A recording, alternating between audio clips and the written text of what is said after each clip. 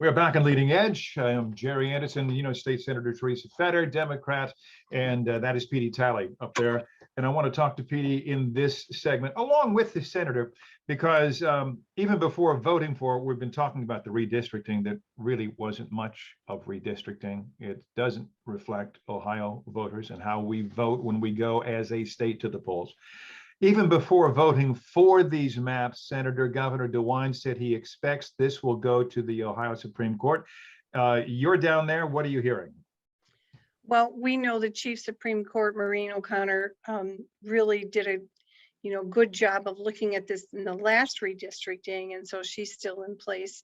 And I believe that it's absolutely transparent that the legislators and the commission did not vote a map that voters required. So we're going to go back to the drawing board. In the meantime, we educate and advocate everyone in Ohio as to what happened and why. Well, if we voted to, and I think we did, to have constitutional districts that represent the voters, I'm not a lawyer. I think I could make that argument in front of the Supreme Court that this just doesn't, and we've been talking about that, doesn't represent the electorate of our state. And yes, the Republicans are going to have a majority in the House and the Senate. I mean, look at our electoral map, but also look at how we vote when we as a state go together. Petee Talley, let me interrupt. Let me just set the stage here, which I think is really the core in which we speak to everyone.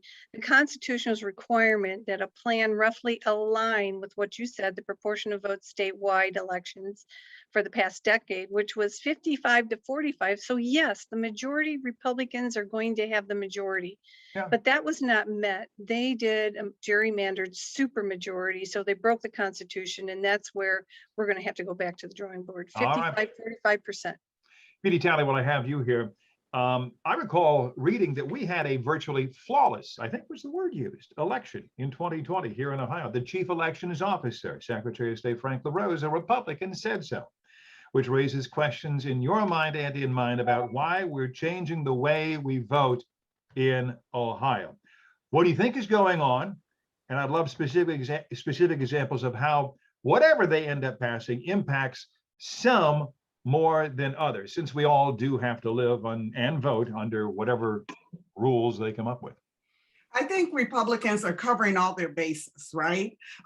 Winning by rigging versus proposing and winning by real policy solutions to solve real problems that citizens face in this redistricting process is one way, but the introduction of voter suppression bills, specifically House Bill 294 and waiting in a hopper 387, will further ensure that people who are not interested in representing all of Ohio and have an agenda that they want to advance, they're making sure either in the legislative process or at the voting booth that they have every advantage.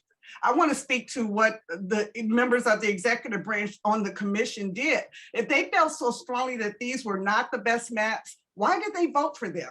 Yep. They did have another option. The option was to not vote for them.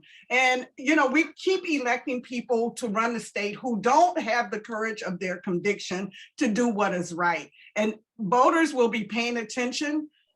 And what we've got to do, voters, is pay attention not to what they say, but what they do. And 2022 will be the best opportunity for us to do so. You're leading me nicely, because some folks are saying, hey, this Petee Talley, she's pretty cool to listen to, but who is she again? The Ohio Coalition for Black Civic Participation. Who or what is that? I mean, a coalition is generally a group or of entities or organization. What makes you tick? What do you want to accomplish? It's an organization of groups coming together that represent the constituencies in the Black community, Greek lettered organizations, some fraternities, sororities, faith organizations, workers through the Coalition of Black Trade Unionists and the A. Philip Randolph Institute. It's members of the NAACP, our civic organizations. We all work under an umbrella where we are committed to increasing the civic participation of Black Ohioans across the state so that we have the ability to flex our collective power. Make to sure be people able are to- registered. Make sure that they haven't been Yes. purged. Make sure they know where to vote. Make sure they Yes. know what the latest laws or rules, whatever these folks Yes. come up with down there.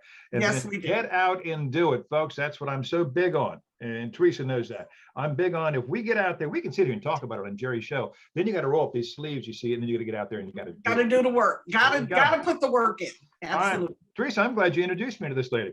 Well, My- we're going to work together. You're going to see us in the streets. You're going to see us rallying. You're going to see us do the work as citizens really learn about how they can make their lives better. Here we go. Yes. My thanks Yeah. to State Senator Teresa Fedor and Petee Talley, Ohio Coalition for Black Civic Participation, for keeping us on the leading edge of failed efforts, I'm going to call them that, to give Ohio voters fair districts.